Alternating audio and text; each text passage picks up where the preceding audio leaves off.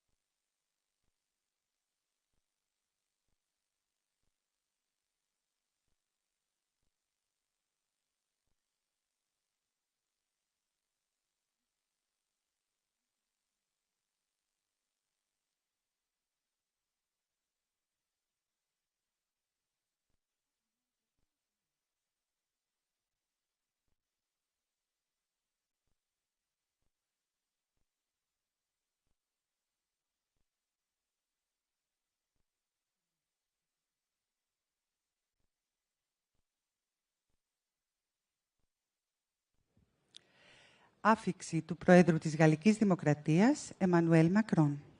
Arrival of the President of the French Republic, Mr. Emmanuel Macron.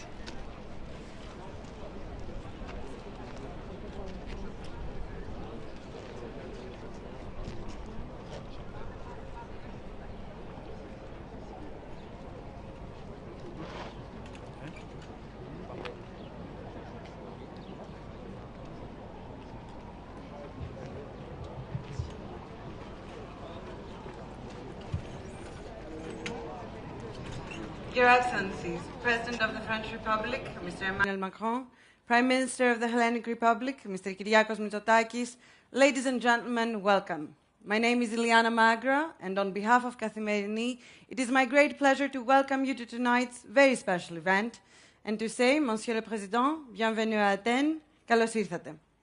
We are gathered at the Roman Agora of Athens to reflect on the challenges that lie ahead for Europe's future, at a time that feels like a critical turning point in global history. What role will Europe play in the chapters to come? In ancient Greece and later during the Renaissance in France, dialogue was not merely a form of communication, but a cornerstone of democratic public life. Today, as democracy itself is being tested, such dialogue is more essential than ever. It is therefore an honor to introduce the speakers of this evening's discussion, the leaders of two countries that have helped shape Europe's past and that continue to play a central role in its future. Mr. President, Mr. Prime Minister, I would like to invite you to the stage for a conversation that will be moderated by the Executive Editor of Kathimerini, Mr. Alexis Papachelas. Thank you.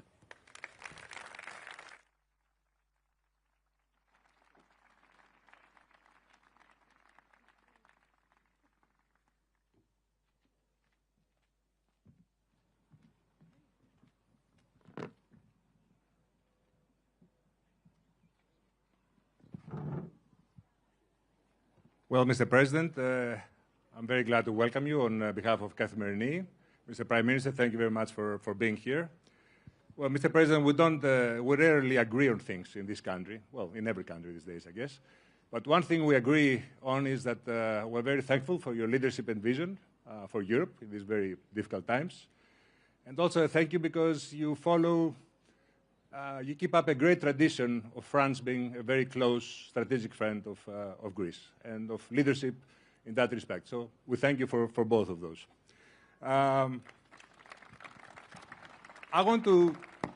There's a lot of doom and gloom, as you know, about Europe. And you are very concerned about it. You say we have to stop sort of putting ourselves down. You said that in a speech. The thing is, are you worried that Europe is becoming a bit irrelevant these days? I mean, with what's going on in the world, especially now in the Middle East, do you have the feeling that we're becoming like an armed NGO or a think tank and, we're becoming geopolitically irrelevant? Thank you very much, not just for your words, but this welcome. And I want to thank you, Mr. Prime Minister, dear Kyriakos, for this invitation, for this visit, and thank to all of you to be here. I think exactly the opposite. I think this very moment could be the European moment, and for several reasons. Number one, everybody in this world have a clear view that this is a world of disorder. Second, everybody sees that the number one power, the US, could be an ally for certain countries, but this ally is not so much certain. And nobody is totally sure if this ally is reliable. And third, we were used to live in an international order, and this international order is jeopardized by the two big powers. And what is the European Union? A place of predictability and reliability. And I think it has a lot of price. When we have partners, we are with them. And by the way, Greece and France, during the past few months, we acted day one with the Gulf countries when they were attacked by Iran. Yesterday, we were with the president of the European Council right after his trip to the Gulf countries, and he reported to the whole group that Greece and France were celebrated by UAE and other countries because the very first day we sent air defense system. We have our Rafale. We sent additional Rafale to protect the countries. We sent SAMT new generation, the air defense system we have. And we contributed concretely, day one, to their defense. And I think you should not underestimate this point. So we are reliable, we are predictable. But more than that, I think when you look at the global picture, Europe represents, when you aggregate our capacities, a huge defense power. Europe represents a very relevant trade player. We represent something like 16% of global trade, the same as China. US is 15%. We are an actual financial place. And by the way, we improve the links between Greece and France during the past few months with an important merger on the platform of Euronext. And if you take all the different categories, we are at scale. The issue for us is to become an actual power, meaning to use our weight in the global order, to be respected, much more than we are today, and to contribute to actual solutions, and to be a trade power, not just to negotiate trade agreements, but clearly to impose reciprocity to the others, to impose European preference, we will probably revert on that, to protect our industry, and to be seen as, on the long run, a credible partner. But let me tell you that the moment where we are is a moment for the European Union and for the Europeans, because we are seen as respecting international law, being reliable, being predictable, and people are looking at the real weight we have. Thank you, Mr. President. Mr. Prime Minister, do you agree with this? And I have a follow-up question, which is, in order to be a great power, you have to have a strong economy. When you look at the numbers, there's a lot of concern in terms of GDP, investment, technology, and all this between the US and Europe. Is Europe doing enough to catch up? Well, first of all, thank you for this invitation, Mr. Vachelas, and thank you, Emmanuel, for accepting to have this debate in this very, very unique location. And I think this debate and your question is particularly relevant at a time when, indeed, there is concern about the ability of the European Union to react to the changing sort of geopolitical tectonic plates. But I would agree with the President that this challenge also presents a unique opportunity for Europe, and we should not forget that Europe was forged through a series of crises. The progress of the European Union was never linear. You had periods of rapid change, and then you had periods where not much happened. And I do believe that this is a time when it is really an opportunity for us to step up on two fronts. The first one is put more substance to this concept of strategic autonomy. I would argue that France and Greece have been at the forefront of this discussion. And when you look at the defense agreement that was signed in 2021, it was essentially the first clear demonstration of what we mean by cooperating at scale. It was just the two of us at the time, and of course we will renew this agreement tomorrow.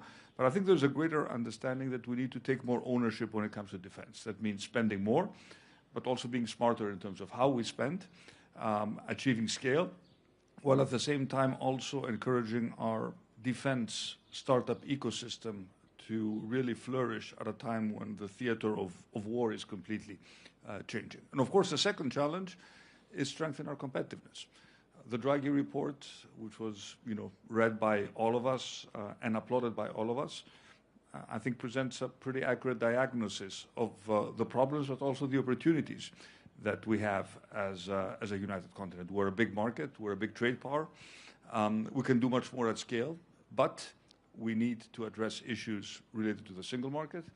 We need to address issues related to energy. We have a completely fragmented energy market. We need to be much more competitive when it comes to energy. We need to move from words to actions when it comes to the Savings and Investments Union, mobilize private capital in order to invest in our economy.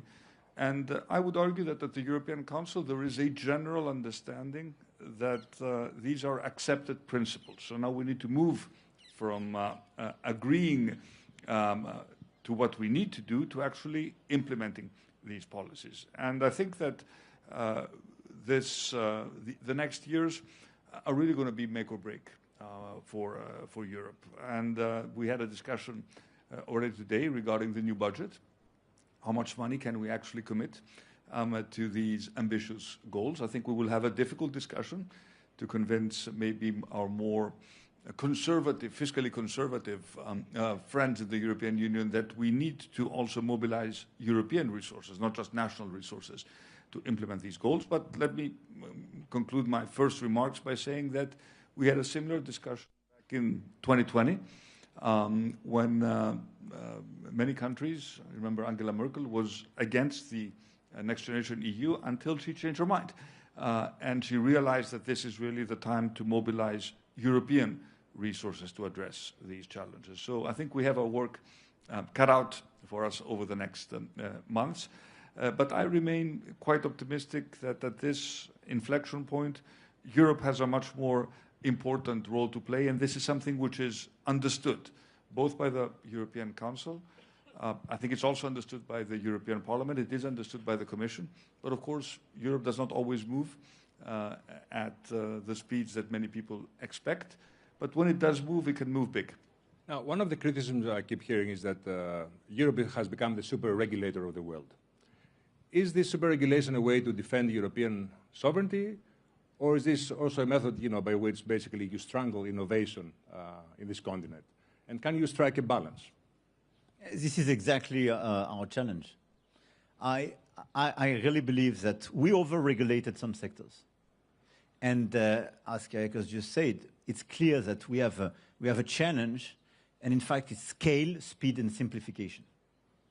Scale, we have clearly to deepen the single market, because this is our strength. Speed, we are clearly too slow. And simplification, we have to kill all the hurdles we have, and sometimes we create. So it's clear that we over-regulated some sectors. We still have too many national regulations, and we have to improve that. And this is exactly one of the main conclusions of the Draghi report and the Letta report, and what we urged the Commission to put in place last year. And you have all this omnibus package. And by the way, a lot of us are doing exactly the same exercise at the national scale. But it's not sufficient, because you have as well smart regulation. And let me insist on that as well. We need regulation sometimes to preserve our own industry and our own capacity to produce. China and US, they do have regulation, but this regulation favors the national players. Most of the time, our regulation is a burden on the European players, and we are too naive and too open on the non-European one. This is why one of the challenges we have is to preserve the level playing field. So each time we put in place a regulation, we have to make sure that those who export towards Europe are submitted to the same regulations. It's not often the case. Mirror clause. But at the same time, we have to make sure that we preserve the interests of our players. And this is why we do advocate this concept of European preference. Because today, we are clearly attacked. One of the main challenges, if we want to deliver this agenda, is to be lucid on the current context. One of the main challenges of the European industry today, and in order to deliver this sovereignty agenda or this strategic autonomy, is about China. China has today overcapacities, is over-subsidizing a lot of sectors, and is literally killing a large part of the European industry.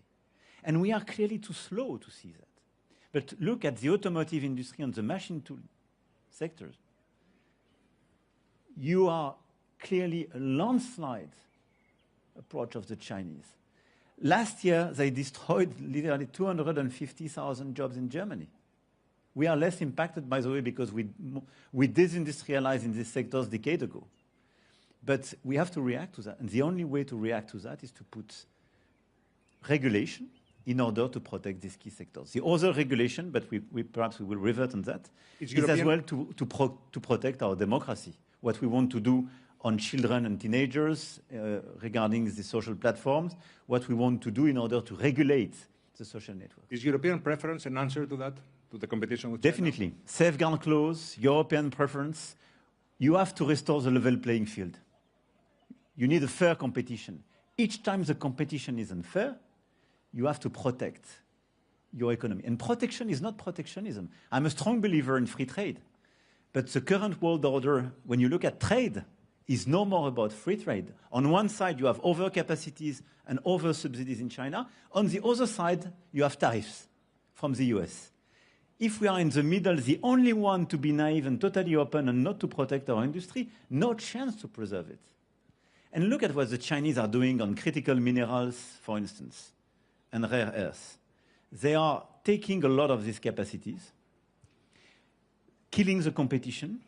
When they still have competitors, they create dumping conditions to kill the existing capacities when they are in our hands. And when we are naive, our own producers go to the Chinese in order to be more competitive. If you don't have a European preference, a minimum percentage of European components, it's impossible to preserve our strategic autonomy. And when we speak about strategic autonomy, it's obviously about defense and security, but it's as well about industry, agriculture, technology, finance. Let me end this part about the economy by asking this. you know, all these like the capital market union and all these kind of reforms, to some people in this very fragmented political landscape, they seem like a design of the elite. They don't really, you know, mean anything to the average person. And we live in a very polarized world. So how do you convince people? You both have difficulties in that, in both countries. How do you convince them that this is a goal that you have to achieve that will make a difference in their own lives? Mr. Prime Minister? Well, first of all, let me just build up on what Emmanuel said in terms of regulation, because it's also an indirect answer to what you just asked me. The 28th regime, the idea that you can have one legal construct applicable to startups through which they can operate in the entire European Union was a recommendation by Enrico Letta, something which was enthusiastically supported by us and will become a reality very soon. This is an example, I would say, of smart deregulation, but also regulation at the European level. I've been a big proponent of picking our regulatory battles smartly vis-à-vis the US. I absolutely agree with Emmanuel. Two areas of great focus. The first is the protection of children and teenagers from social media and from addictive scrolling. I expect that the momentum that has been built at the national level will also be transposed to the European level very soon.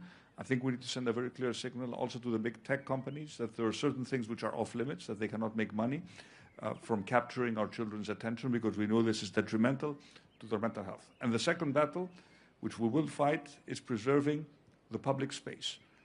When people debated in Asian Athens, even then you had fake news. You had rumors. You had to manage, you know, the challenges of populism. But what is happening now is clearly getting out of control.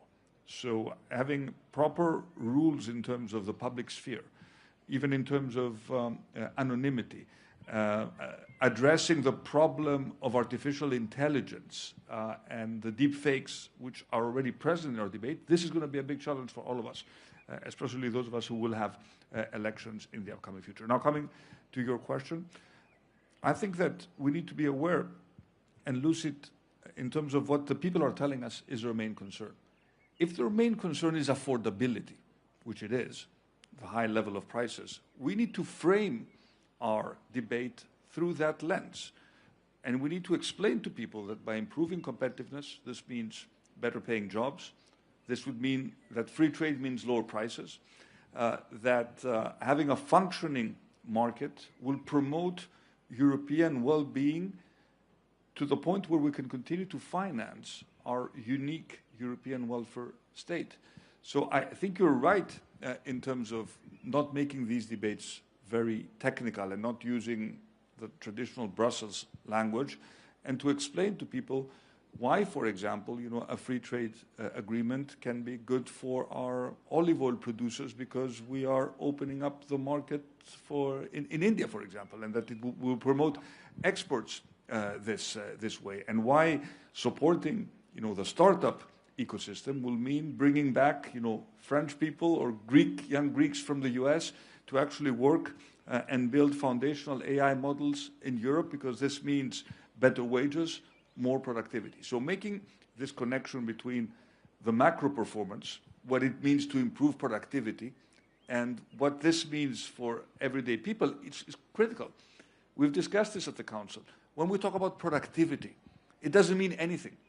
It doesn't mean anything. People are struggling today with prices, and the answer to that is better wages, lower taxes, but you can only do that if you improve the productivity. Okay, Mr. President, how do you make people understand that this is, you know, they have to take ownership of these reforms as well? The capital market union, it was your question. One of them is the capital. We can take this one. It seems to be super technical, but we tried to deliver during a decade, and it's not yet finished, a banking union, and now we launch this capital market union. We are fully aligned, and I think it's super important. Why? As Europeans, we have more savings than the Americans. This is true. But these savings, because of our regulation and the lack of integration of these capital market unions, goes to the financing of our bond markets. So it finances the debt of the states and governments or our corporates, Or it goes to the US to finance the US innovation because they do have a powerhouse and a good capital market. Having a strong capital market as Europeans means having the capacity to put our savings at the right place to finance innovation and activity creation. This is what we have to explain. And all of us, we want to have the best innovation of this world. And at the same time, we want this affordability, we want to be part of the world, we want to create jobs, we want to have this innovation, and we want to be free and independent. If you get all these innovations by buying products made on the other side of the world because they had the capacity to invest in this innovation, you are losing something. And clearly there is no reason why, regarding the amount of savings we have, we are not able to channel properly these savings to the financing of innovation and equity. This is exactly what is at stake with the Capital Market Union. In order to do so, we have to simplify our regulation in order to build an actual European player, or a series of actual European players, but kill all the barriers and build real European players. This is the only way, plus simplification, once again, of some regulation in order to allow these savings to be invested in innovation, in equity, and taking risks. We have half an hour to cover a lot of issues. And then inevitably, we're coming to Trump at some point. You knew this was going to happen, I guess. Trump says that Europe is spoiled and that basically Europe has outsourced its defense to the US after the war. And the truth is, in Hormuz, we can see that Europe cannot undertake a mission by itself during war circumstances. And even in Ukraine, if there's going to be a security commitment by the Europeans, you cannot do this without the backstop by the US or air cover. How is this going to change? First, we should not underestimate that this is a unique moment where a US president, a Russian president, a Chinese president are dead against the Europeans. So this is the right moment for us. Wake up. And if... There have been many wake-up calls, Mr. President. Yeah, but I mean, if we don't believe in ourselves, no chance that the others will say suddenly they are super guys. So we have to be a little bit self-confident and deliver an agenda. And let me disagree with you on Ukraine, taking the example. When the war started in February 22, a lot of people were skeptical about our capacity to react. But matter of fact, what happened? Day one, we took sanctions on Russia, unanimity. We are taking the 20th package. And the Russian economy is suffering from that. Don't believe the fake news. They are suffering. Day one, we expressed our clear solidarity to Ukraine in a clear framework. We don't want to be part of this war directly because this is dealing with a nuclear country close to our borders, but we will contribute and help the Ukrainians in their resistance war. And we did it. And we are number one investor by far as Europeans. Ukraine is resisting very well, much better than a lot of people thought. And the same, who are doubting about the capacity of the Europeans, were those saying 6 months ago, Ukraine will collapse during winter time. They took even some territory from the Russians during the past few weeks. So we took sanctions, we remain all together. We provided a lot of support to the Ukrainian on finance, on capacities in the different fields. And third, we built for the very first time this coalition of the willing. And let me tell you, my contribution to the coalition of the willing is not, absolutely not, contingent to the US support or any US backstop. But what you have to see is that this coalition of the willing we launched in February last year as a reaction to this famous moment in the Oval Office with President Zelensky was a clear signal we are ready to take our fair part of this burden and we want to decide for ourselves. And this coalition of the willing, we launched it with the UK. All the Europeans are contributors, but we have Canada with us. We have Australia, New Zealand, Japan, not just the EU, because you have as well Norway and the UK. And it is a very powerful first creation where, as Europeans, we are framework nations in order to organize such a defense and security contribution. The US is welcome. It's super important if they provide the monitoring on the front line. It's very highly appreciated if they provide the backstop. But we already decided to do so. And what I decided for France to do is not contingent to the American involvement. But let me ask you both something. It's a mystery to me. Europe has Airbus. Airbus is a global success story. Why can't you work on a joint, fighter, next generation fighter? I know you're very frustrated by this. You've been trying very hard to have European, cooperation on this. Why is this happening? Is it national egos? Is it business interest? What's the reason behind all this delay and all this hesitation? Well, we're not building any fighters. We're just buying them. We'd just like to participate. But you're right. They are the best We'd just like to participate more in this I project. think you have the same boats, right? You have the same frigates. But this is a pretty good example of streamlining our purchases, getting better prices, having Greek shipyards contribute, and they can contribute more. I think it is a very, very good example of what we mean by streamlining standards and by obtaining economies of scale. You mentioned the example of Airbus, and I think it's a correct one. The problem is that our merger rules were simply looking at the single market. So we tried to prevent companies from becoming too big to take an advantage vis-à-vis other European players. This logic is completely outdated these days, in certain sectors at least. You remember there was a famous train merger that never happened because the European Commission at the time felt that it was a threat to the single market. But now we're competing with powerhouses. China, which is, as the president said, heavily subsidizing a series of sectors and is expanding in high-end manufacturing. And we should be perfectly lucid that the combination of AI and robotics at the scale at which is happening in China is a colossal threat to our entire manufacturing sector, not just the sectors where the Chinese are competing now. So we need to be aware of that. So change the merger rules and be more generous with European champions. For example, we are a medium-sized country.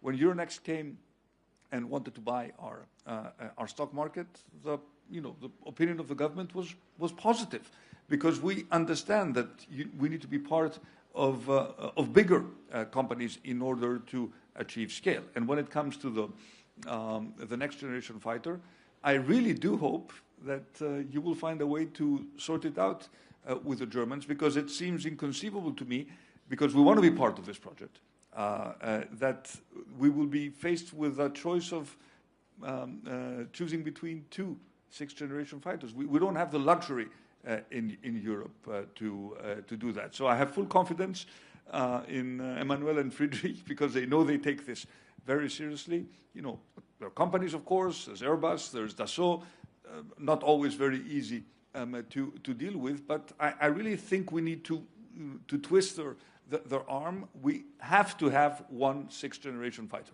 Can you deliver on this front, Mr. President? We have to deliver. And I think there is no... this is to be consistent with what we've said from the very beginning of this discussion. If you look at the global competition and the global order, what we need as Europeans is common standards, much more simplification.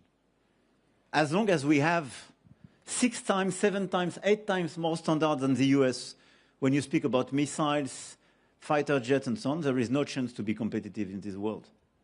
So it goes through mergers, it goes through common projects, it goes through best athlete approach. We have several ways to do so. But we have to go beyond both the national interest and the company's interest, because this is a strategic issue. And for me, defense and security is a very good example of what we've discussed from the very beginning, how to have this strategic autonomy. To have strategic autonomy is to buy European and to produce as Europeans. And this is why. This is, by the way, what we are doing as well on submarines together.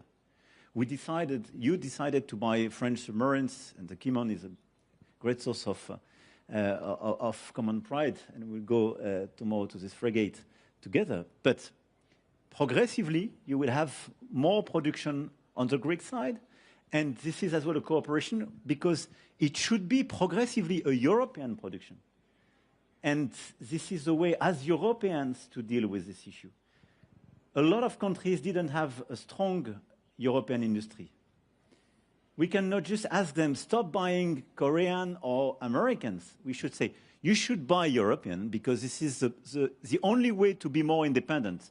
And the day we are disaligned with the Americans, for instance, you will make sure that you can still have your products, your arms, your ammunitions, your weapons. But you have to give them the fair share and to create as well industrial opportunities and upsides. And this is exactly what we are doing. And this is the main revolution, which is clearly on track as European scale, because we underestimate the fact that after the Second World War, defense and security was not an issue for the Europeans, or it was a forbidden topic for the Europeans. It was a national issue, and we were not supposed to cooperate at the scale of the European Union. And the big father was the US, and a big furnisher for a lot of countries. And what is changing progressively is the fact that we decide to have this common solidarity with common programs. So yes, we have to deliver. Yeah, and if I may add, there's also a deep political dimension to this. I think President Trump, in his own way, was right back in 2017 when he said that Europe is not doing enough when it comes to defense.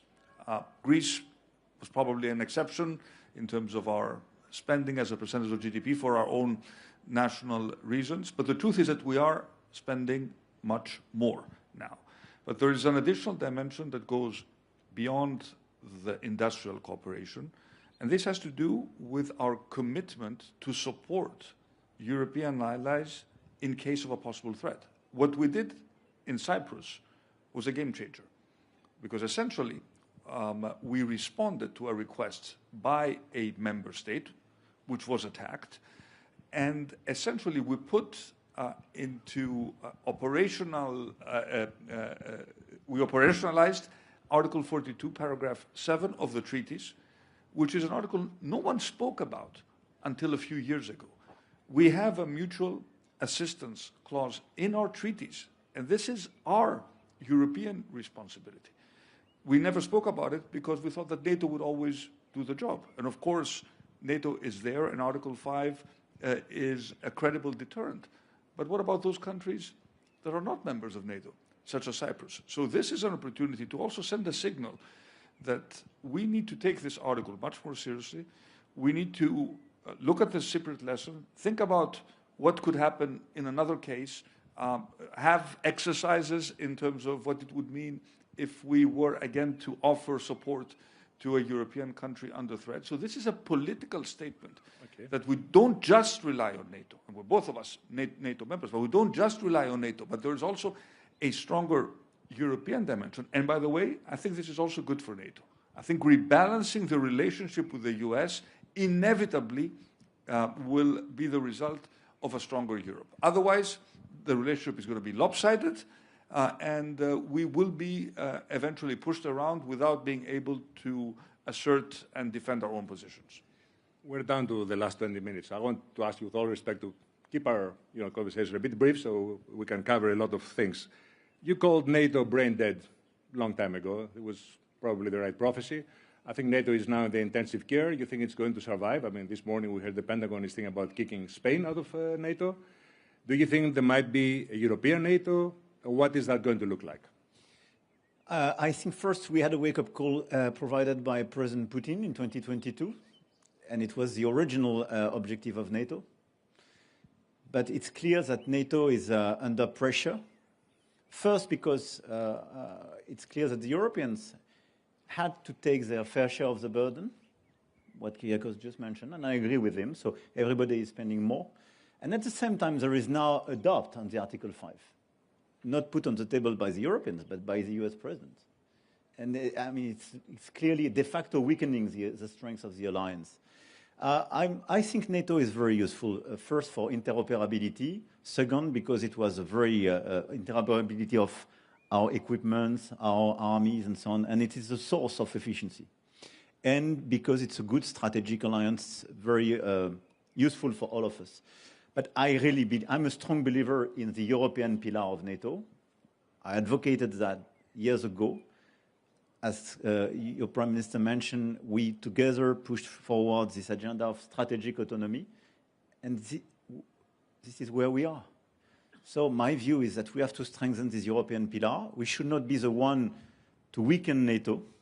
We have to preserve NATO and its interoperability, but the Europeans have to be much stronger and work together and launch together common operations. And what we are ready to do in the Baltic Sea, in the Arctic region, vis-à-vis Russia on some security issues, on Ukraine with the coalition of the willing, in Eastern Mediterranean Sea with our common operations, on Hormuz Strait. It's not NATO operations. This is the Europeans working together and building common security solutions. So I really believe that what we are creating is a European pillar of NATO, but as well a European capacity of defense and security. I'm trying very hard to find something you disagree on. So I'm going to ask this with a bit of hope that you might have a bit of disagreement, which is, China is looming over the horizon. There is one school of thought which says Europe cannot deal with China without the US and vice versa. You seem to be thinking that Europe can do it on its own. Is that true? I'm in favor of a de-risking strategy. I'm not in favor of any decoupling strategy. De-risking is very consistent with the strategy of being more independent or having more autonomy. De-risking is just to say when we have excessive dependencies, we have to fix it, either through diversification or through relocalization or more local production. And vis-à-vis China, we have excessive dependencies today on critical minerals and rare earths, on some green tech. And vis-à-vis the US as well, we have excessive dependencies. So I think the core agenda we should have is a de-risking strategy. I don't put an equal signal between US and China. We have the same values with the US, not with China. But I think what we should avoid is to rush on any decoupling strategy with China, because the result will be to increase our dependency to the US and to be seen in the rest of the world as just the vassals of the US, which is not our future. And this is why I'm very much attached to this European independence. So vis-à-vis China, the de-risking strategy is feasible, but it's a 10-year strategy. We have to be very clear. We need this European preference. We have to put in place safeguard clause when they play on some sectors or they have excessive subsidies, as the Commission did on electrical vehicles, for instance. And we have to re-engage a new logic with China, which is to engage with them and to say, we don't believe in tariffs. We want to avoid the tariff with you because we think this is a bad answer. But to a relevant question, we do have imbalances. But we need more tech transfer and probably more direct investment on critical sectors where we can elaborate together. So I think this rebalancing and this de-risking strategy is feasible as Europeans, remaining engaged with the Americans, but not as vassals to the US. And I don't believe in a decoupling strategy vis-à-vis China. Prime Minister? I'll take a slightly different approach. We've had this debate at the European Council numerous times, whether the current US administration is essentially a continuation of previous administrations which had already sent us, clear signals that they were putting American interests as the absolute first priority, or whether it is something rather unique that could possibly change in the future. I happen to believe that at the end of the day, values, historical bonds do matter, and history is important. And the fact that the transatlantic relationship has endured and has created essentially the post-World War II order, which has been to the benefit of both the US and Europe, has left, is certainly something that we cannot easily discard. And I also do believe that the threat from China in terms of its ability to take over at a very fast speed sectors and put our own industrial base under pressure is a very, very real threat. So I do see potential for further win-win cooperation with the US, even if this seems difficult and complicated under the current administration. But I also do absolutely agree that we need to decide which are the key sectors where we need to commit serious public and private capital if we want to preserve our competitiveness and our strategic autonomy. We have not spoken about energy, but I do think that energy is absolutely critical for the well-being of our industry. You just look at the energy prices now. It is impossible for Europe and European industry to be competitive with these prices. Of course, we know the story. We were dependent on Russian gas. It was convenient, especially for some countries, but this is no longer the case. So we have to be quite realistic and ruthlessly pragmatic in terms of where we need to invest. I participated in a conference organized by Emmanuel on nuclear. It is inconceivable, and we are not a country that has civilian nuclear capabilities. But when I look at Europe and I look at our ability to produce electricity cheaply, I see a combination of renewables and baseload power. And if we want to de-risk from natural gas, which we cannot produce at scale in Europe, and of course we want to move away from coal, which we have already done, by the way, in Greece, the only solution is to invest in nuclear. And we had nuclear. France built, tens of nuclear reactors, but we stopped at some point. So these are the sort of choices that we need to make. And we need to place some big bets. We cannot be all over the place. And this is just one example of those sectors, quantum, space, a certain dimension of AI, because it's difficult maybe to compete with the foundational models, but we need to... Mr. Prime Minister, we're coming down to the last 10 sorry, minutes. I'm really sorry about this. I'll stop. It's a big world out there, I know. Mr. President, I want to ask you about the difference between Trump 1 and Trump 2. And I wonder how challenging it is for somebody like you, because you seem to have a close relationship, which has its ups and downs, I guess. It's not so elegant moments, as you said from Korea. How difficult is that for you?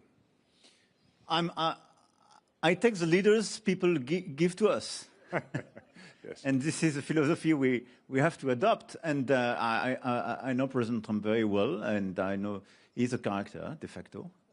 But I think as Kyriakos just said, we have to be lucid on the US strategy. And it's not just President Trump's character or behavior.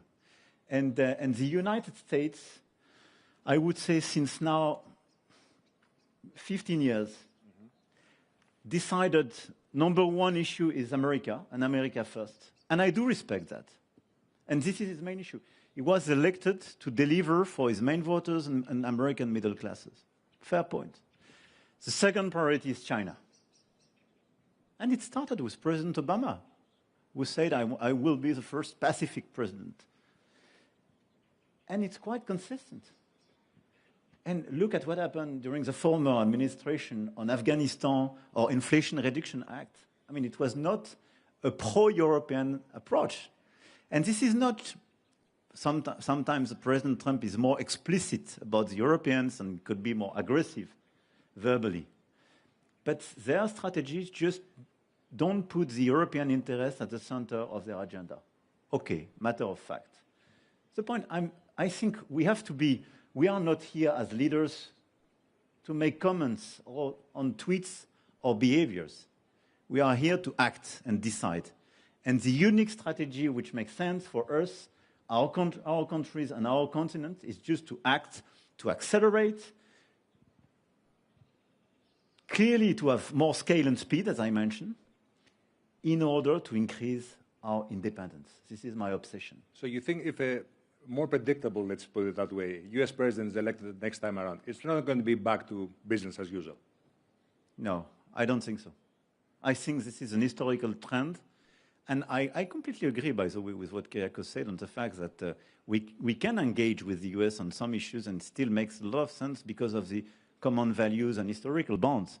For instance, I do hope we will find a solution in the framework of our G7 on rare earths and critical minerals, because we have the same interest to de-risk ourselves from the Chinese over capacities and the fact that they have almost a monopoly on some rare earths.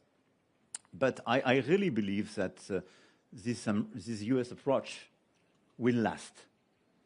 And the main difference is probably during the first mandate a lot of European countries were just looking at the Trump administration saying, okay, it will finish. So let's not change. We will resist. Now, a lot of colleagues are more lucid because after so many years, we say, okay, we have to react. We have to act as Europeans, to be more united, to defend ourselves, our own interests. And for me, this is the right direction. You agree with that? Or?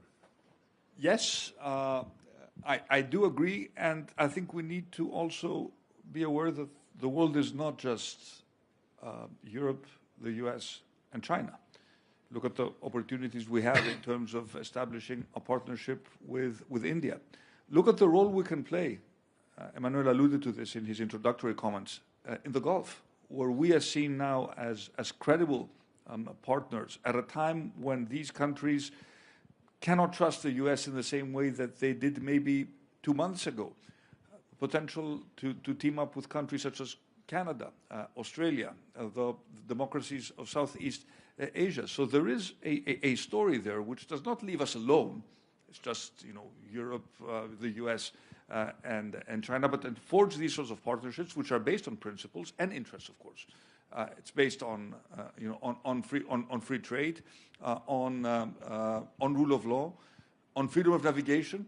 What a critical topic now, and so important for us as a leading maritime nation. So I think we have the opportunity to also look beyond what is happening within Europe and to establish new strong alliances, which will create a de facto more multipolar world with different poles of different strength. But this is an important dimension that we need to work on. Let me ask a Greek question because we only have, 4 minutes, and then I want to conclude with 2 general questions. I'll try to end on an optimistic note, the way you started. So I know you both love history, and I was reading the diaries of our former Prime Minister, now deceased, Konstantinos Karamanlis. And he said that in September 1975, he was having a meeting with Giscard d'Estaing in the Aegean on a boat. And he turned to him and said, we have a very visionist neighbor here in the Eastern Mediterranean. And he asked him very bluntly, what will France do if Greek sovereignty is challenged in the Aegean? So let me ask you the same question. We will be here. And I think when you look at what we did in 2021 during the summertime, and what we did together with Cyprus a few weeks ago, and for me, this is a definition of friendship. The famous alliance. You referred France-Greece alliance. This is it. The alliance and the friendship is a very simple thing. When you go to bed, you don't ask yourself, what will he do tomorrow? You know it. If your sovereignty is at risk, do what you have to do for you. We will be here. Let me ask you now, you said something that leaders need to be practical, no more moral posturing, as you say very often in your speeches. So I want to ask both of you, if there was one thing you're going to change, institutional, in the economy or defense in Europe, within the next 5 years, a real deliverable, what would that be? Let me ask with you, Mr. Mitsotakis. I would, again, focus, and it may seem trivial and mundane to come back to topics that we have discussed. The answers are all in the Draghi report. One thing, just one. One thing, energy. Making sure that we have a true energy union with low prices for energy across the union, invest in grids, invest in renewables, invest in nuclear, and make sure that we have competitive energy for our industry. Mr. President? As he will deliver this part, I can take the second one. Because he's right, it's a constant. I will take AI and quantum. Okay. And now, sometimes we imagine you being in the Council, having discussions, especially informal discussions, where things that it might look like group therapy in these very challenging times. So if this is a group therapy and we need to end it in a very optimistic way, I want you to give us one reason we have to be optimistic today about the future of Europe. Look at us. Okay. But honestly speaking, look at what we achieved during the past decade. It never happened in our history, and we have the chance to be here. But we were the continent whose expertise was civil war. I mean, during centuries, we always had civil wars. And the initial project was a peace and prosperity project. We delivered the project. No more civil wars amongst Europeans. We should not underestimate this point. It's a unique creation. It's much more complicated. It seems to be super slow and complicated to a lot of people. But because this is a creation where 27 countries today work together without any hegemony. But we preserved peace on our continent. It never happened before. After that, we decided to make a common market, and we delivered prosperity. Now, we have to deliver geopolitical existence, I would say. And this is why we have to become a power, not just a peace place and a single market, but a geopolitical power. This is exactly what is at stake.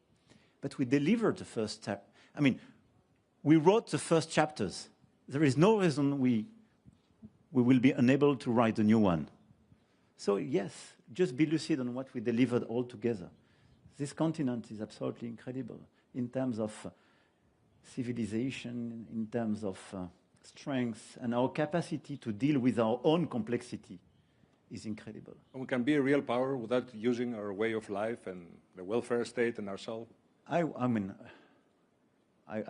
say that with a lot of respect and friendship.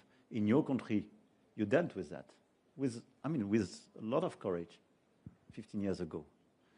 So it's clear that we will have to pass reforms. It will be very painful, and we will have to deal with other reforms in the future. But the magnitude of the reforms and what we have to do in order to deliver this agenda, I think, is totally feasible. The challenge for us, being democracies, is to convince our fellow citizens that this is the common interest.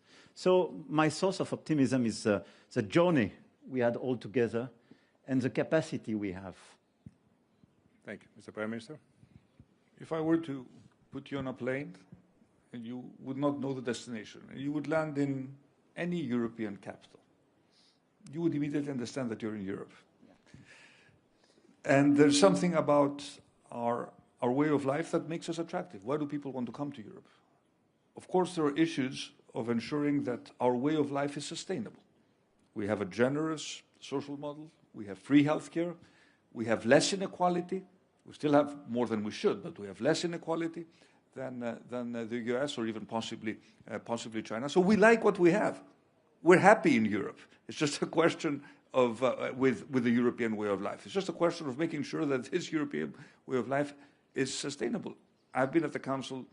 Emmanuel has been there for 9 years. I've been there for 7 years. We've taken massive decisions. COVID, Next Generation EU, Ukraine. Ukraine would not have been in a position it is now if it were not for European support. It would have lost the war if it were not for Europe. The same may be true for the US, but it is certainly true for Europe. So we have taken very, very important decisions, and we just need to learn from our the major historical figures.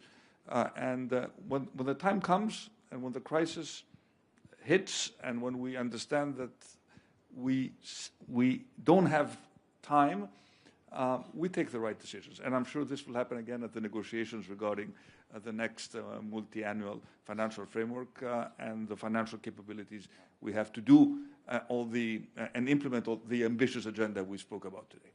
Well, Mr. President, I was watching President Trump the other day, and he was saying that people of Venezuela love him, and he's thinking that after his second term, if he will not have a third term, he will go to Venezuela and have a political career there. If you're thinking along those lines, I can look at you in the eye and I can tell you Greece will be the place for you. And it's something that you have to think about. Thank you very much for this conversation. Thank you. Thank you. Thank you. Thank you, Alexis.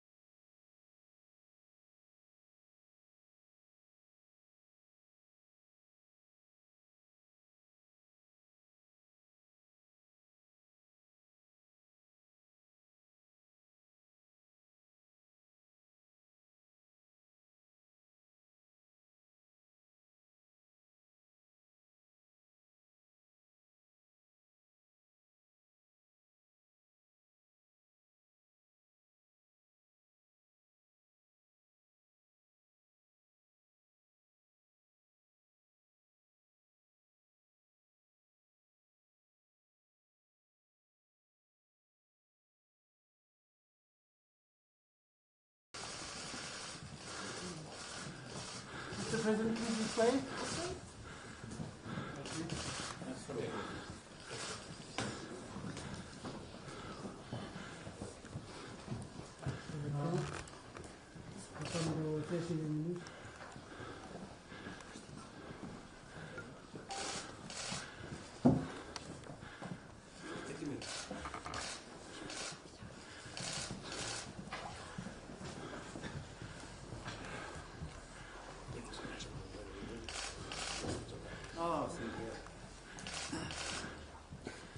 Εξοχότατε κύριε Πρόεδρε, με ιδιαίτερη χαρά σας καλωσορίζω στην Αθήνα και στο Προεδρικό Μέγαρο.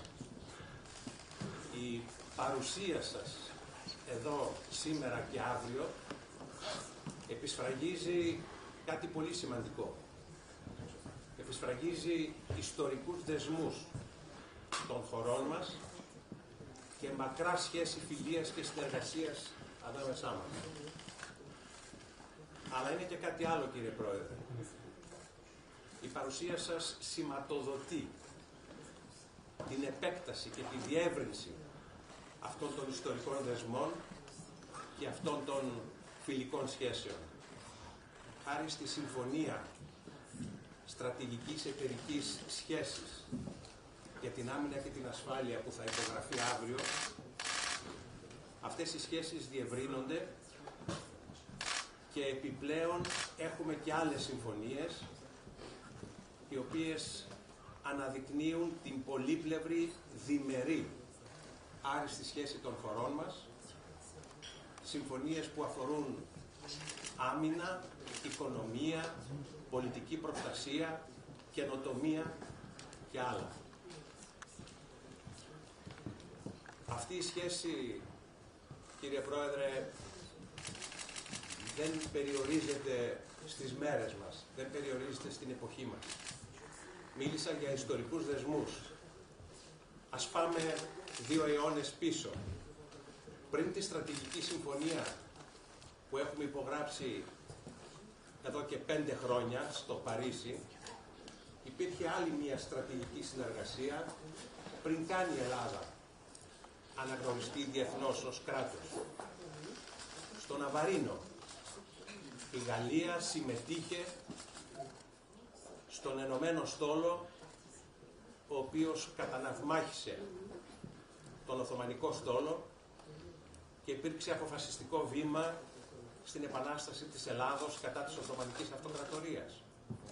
1 χρόνο μετά τον Ναβαρίνο, άλλη στρατηγική σχέση, το Γαλλικό Εκστρατευτικό Σώμα στην Πελοπόννησο και η Γαλλική Επιστημονική Αποστολή επίσης στην Πελοπόννησο, κύριε Πρόεδρε, έδειξαν πως αυτές οι σχέσεις έχουν μεγάλο ιστορικό βάθος. Και λίγα χρόνια μετά, η ίδρυση στην Αθήνα της Γαλλικής Σχολής, της πρώτης Γαλλικής Σχολής, η οποία ιδρύθηκε από τη χώρα σας,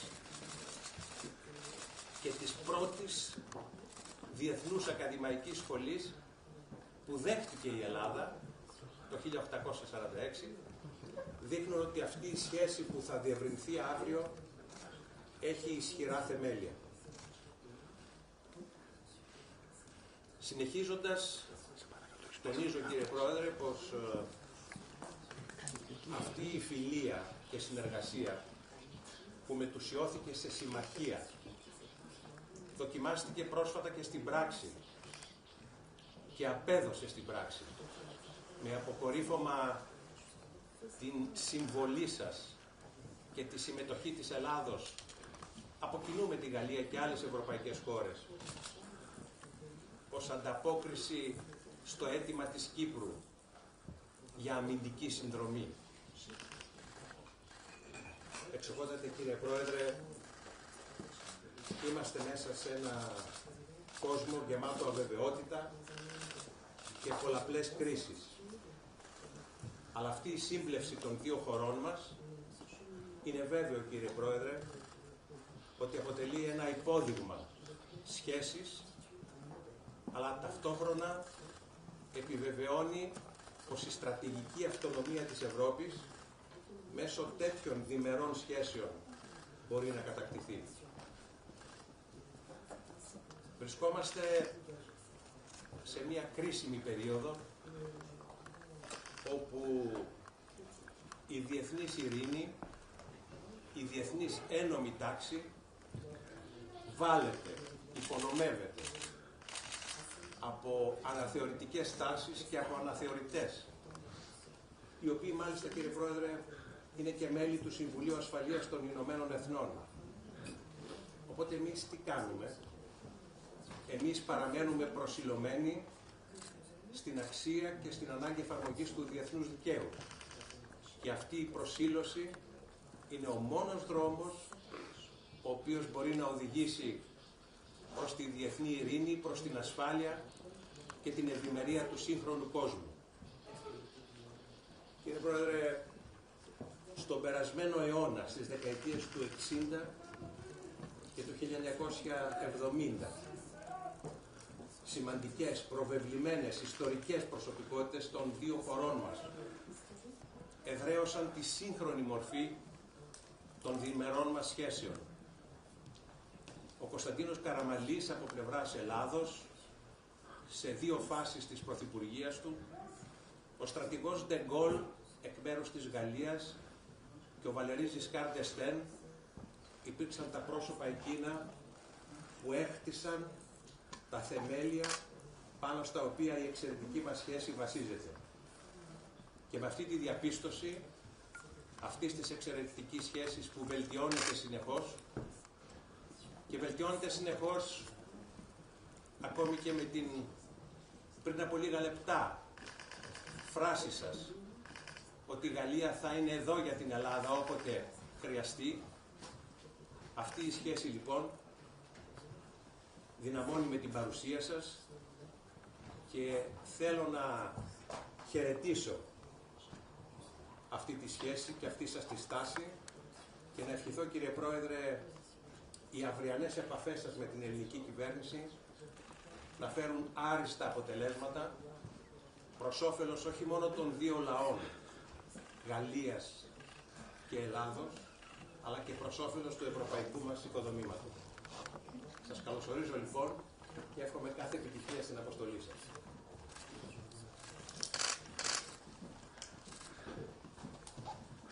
Merci, Monsieur le Président. Merci pour votre accueil et pour les mots que vous venez d'avoir. Et vous avez parfaitement décrit à la fois la profondeur historique et l'intensité de la relation. Je voulais simplement ici redire combien la Grèce et la France sont liées par à la fois une amitié profonde et réciproque, je crois. Le philhellénisme a beaucoup compté dans l'histoire de France, dans sa littérature, sa philosophie. Il la nourrit. Et je crois que nos deux nations ont quelque chose de commun, c'est qu'elles pensent toujours au-delà d'elles-mêmes. Il y a un certain rapport à l'universel et l'universalisme qui nous lie de manière unique.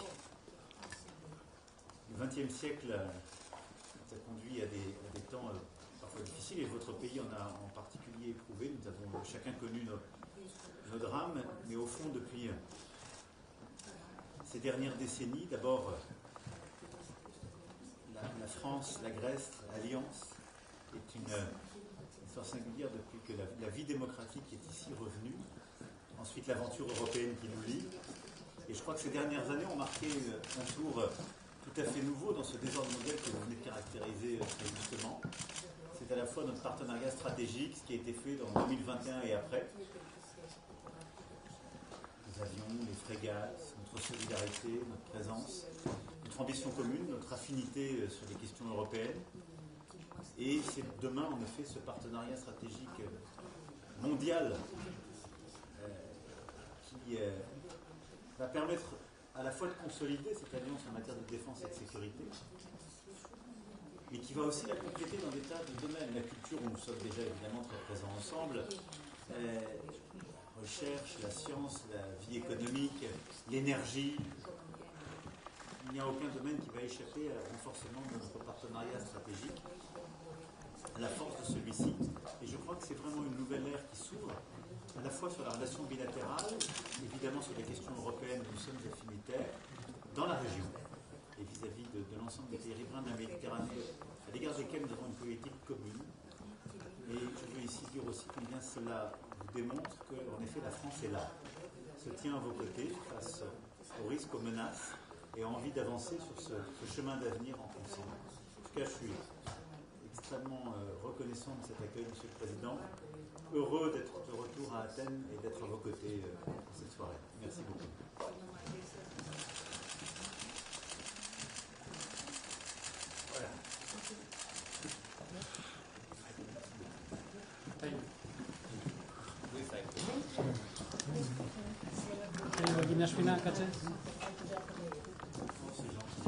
Merci beaucoup.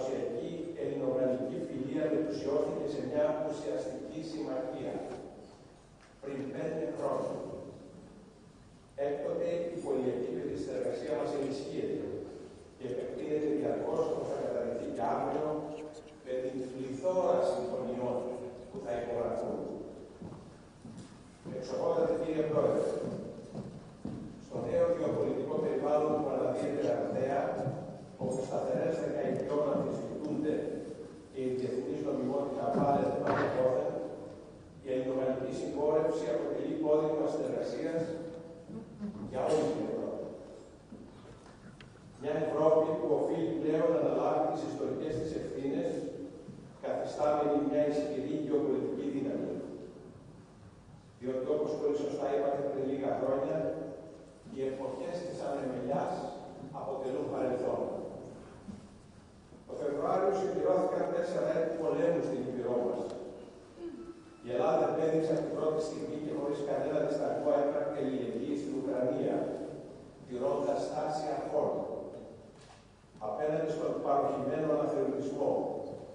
κοινωνεί βία της ισχύως. Η Ελλάδα προτάσει παντού και πάντα προσήλωση στις θεμελιώδεις αρχές του διεθνούς δικαίου, όπως η απαγόρευση χρήσης ή απειλής χρήσης βίας, ο σεβασμός στην κυριαρχία και την εδαφική ακεραιότητα των κρατών και η ειρηνική επίλυση των διεθνών διαφορών. Και δεν θα μπορούσε να πράξει δημοκρατικά η Ελλάδα. Καθώς φέτος συμπληρώνονται 52 έτη από την εισβολή της Τουρκίας στην Κύπρο, η οποία άνοιξε μια χένουσα πηγή στο σώμα της Ευρώπης. Δεν ξεχνούμε ποτέ ότι το Κυπριακό είναι ζήτημα παράνομης εισβολής και κατοχής, από την οποία δεν πρόκειται να παραχθούν ένομα αποτελέσματα. Θα ήθελα να ευχαριστήσω θερμά για τη διαχρονική υποστηρικτική στάση της Γαλλίας προς την Κυπριακή Δημοκρατία και τις προσπάθειες για την εξέβρεση μιας βιώσιμης και λειτουργικής λύσης βάσει των αποφάσεων του Συμβουλίου Ασφαλείας των Ηνωμένων Εθνών αλλά και του Ευρωπαϊκού Κεκτημένου. Ενώ ο πόλεμος εξακολουθεί να μένεται στην Ευρώπη, ένα ακόμη πολλαπλό μέτωπο έχει ανοίξει από το 2023 στην ευρύτερη Μέση Ανατολή, θέτοντας σε κίνδυνο όχι μόνο την περιφερειακή σταθερότητα, αλλά την ενεργειακή και οικονομική ασφάλεια της Ευρώπης. Στη χαοτική σημερινή συγκυρία θα ήθελα να εκπέμψω μήνυμα αυτοσυγκράτησης, σύνεσης, καθώς και συμπαράστασης στα χιλιάδες αθώα θύματα του πολέμου, μεταξύ των οποίων είναι και οι χριστιανοί της Μέσης Ανατολής. Είναι σαφές ότι η λύση στα χρόνια προβλήματα της περιοχής δεν μπορεί παρά να προέρθει μόνο από το διάλογο και τη διπλωματία. Σε αυτό το περιβάλλον αλλεπάλληλων κρίσεων, η Ευρώπη βιώνει πρωτόγνωρες προκλήσεις που δοκιμάζουν τη συνοχή της ως ένωσης κρατών, αλλά και την ανθεκτικότητα των ίδιων των κοινωνιών μας. Το μεταναστευτικό, η ραγδαία τεχνολογική πρόοδος, η ενεργειακή επισφάλεια, η οικονομική αστάθεια, η άνοδος των άκρων, οι υβριδικές απειλές και η κλιματική κρίση συνιστούν συνθήκες που ενδεχομένως να ενταθούν τα επόμενα χρόνια. Κανένα ευρωπαϊκό κράτος δεν μπορεί να αντιμετωπίσει από μόνο του αυτές τις απειλές, ούτε να αδράξει τις ευκαιρίες που παρουσιάζονται. Η Ευρώπη λοιπόν οφείλει να κινηθεί ταχαίως με συντονισμένα βήματα, τόσο προς τη στρατηγική της αυτονομία, όσο και προς τη διεύρυνσή της, προκειμένου να διαδραματίσει τον ιστορικό της ρόλο ως φάρος δημοκρατίας, ειρήνης και ευημερίας. Εξοχότατε κύριε Πρόεδρε, κατά τα προηγούμενα χρόνια, δεκαετίες, αιώνες, η πορεία μας διασταυρώθηκε ξανά και ξανά. Σήμερα χαράσουμε συνεταγμένα τη σύμπλευσή μας στη βάση κοινών αξιών, συμφερόντων και οράματος. Ελλάδα και Γαλλία μοιράζονται κοινές αντιλήψεις για την διμερή τους σχέση, για την ευρωπαϊκή ολοκλήρωση, αλλά και για την πορεία που η διεθνής κοινότητα οφείλει να ακολουθήσει στο μέλλον. Και αυτό μας γεμίζει αισιοδοξία και αποφασιστικότητα για τις ειρηνικές μάχες που καλούμαστε να δώσουμε μαζί. Με τις σκέψεις αυτές, υψώνω κύριε Πρόεδρε το ποτήρι μου και εύχομαι σε εσάς και στο φίλο λαό της Γαλλίας ειρήνη, ασφάλεια και ευημερία.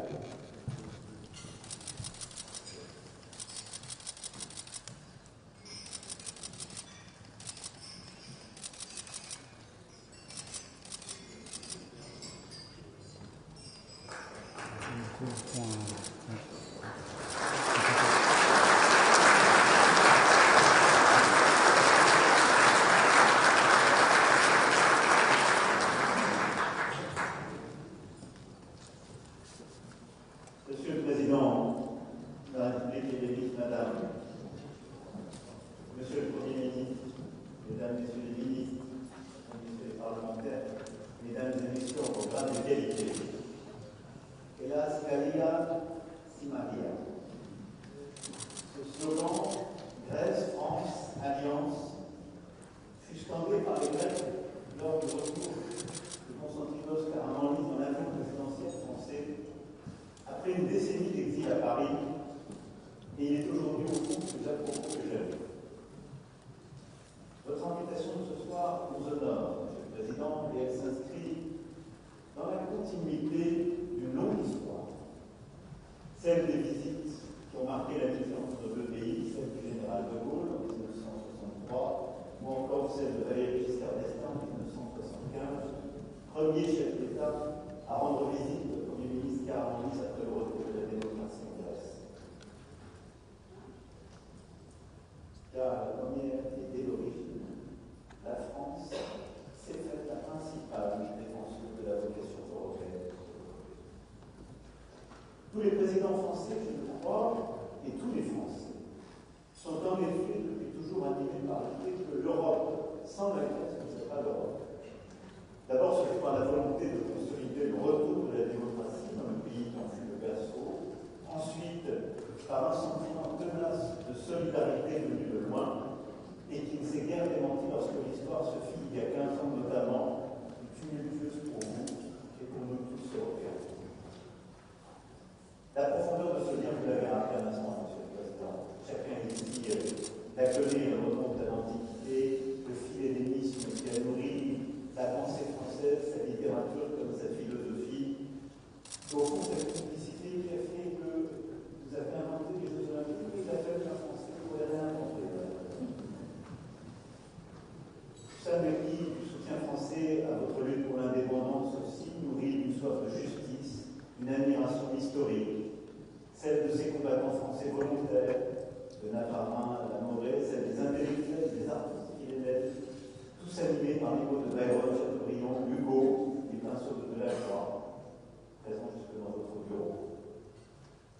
Et la Grèce sur les ruines de Missolonghi qui a voyagé cette année jusqu'à cette ville d'épouse qui figure ainsi la grande, en quelque sorte, comme la grande sœur de notre liberté guidant le peuple, et celle, en quelque sorte, le destin de nos deux nations unies par le même groupe de la liberté.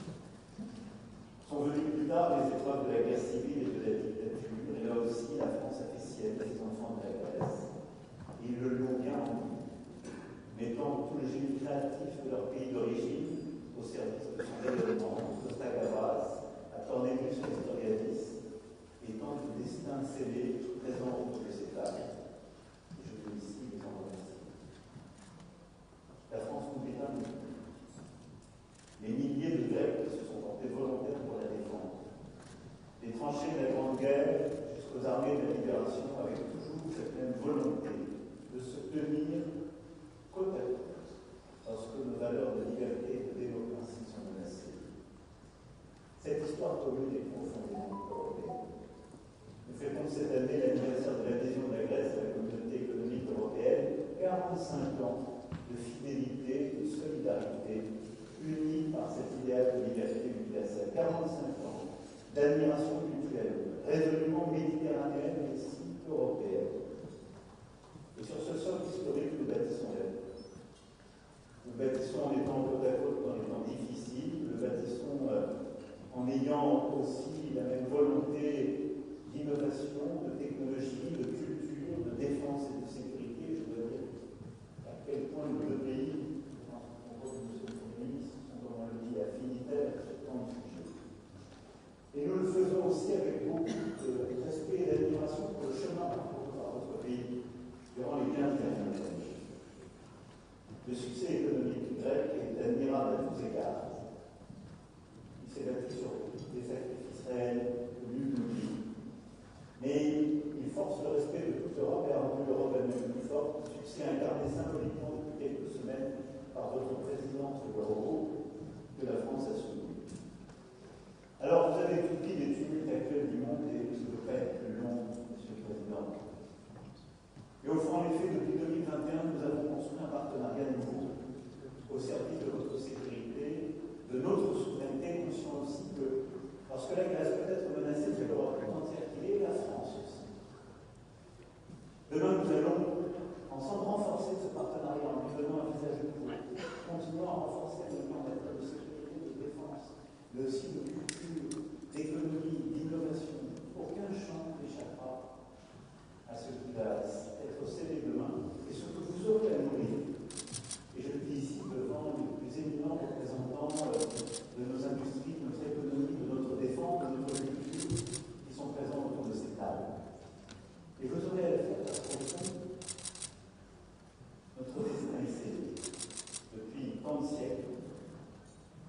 Mais les conclusions que vous avez parfaitement décrites le rendent vivant. Alors, j'avais un discours beaucoup plus élaboré, que je l'ai dit tout à l'heure avec le Premier ministre, nous revenons demain, et vous avez parfaitement dit les choses, Monsieur le Président, je m'inscris dans vos propos. Parce que je vois des chandeliers qui sont progressivement consumés par la bougie. Et je ne voudrais pas retarder davantage ce dîner. Et en voyant cette image, je me reviens simplement pour vous dire les choses avec des mots spontanés.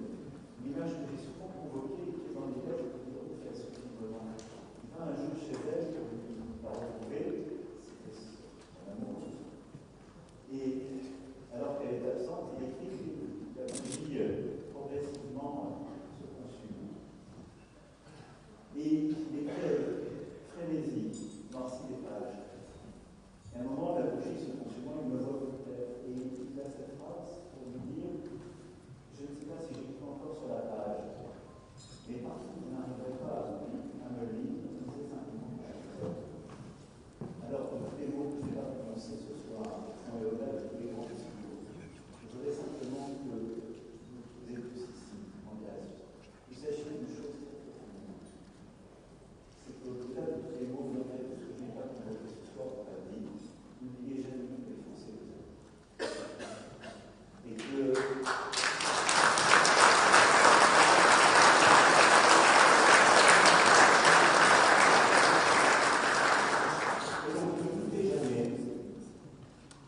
lorsque le risque revient, sachez que nous serons là. Mais ne doutez jamais aussi, parce qu'au-delà de toutes les choses plus compliquées parfois que vous avez connues de notre technologie, il y a au fond une amitié profonde, oui, l'amour que nous avons pour vous. La France, la Grèce, l'Alliance. Vive l'amitié entre nos deux pays.